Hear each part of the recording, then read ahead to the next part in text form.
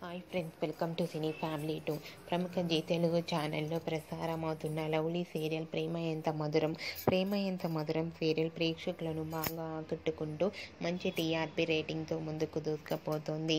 ఈ సీరియల్ కోసం ప్రేక్షకులు రోజు ఎంతగానో ఎదురు చూస్తూ ఉంటారు.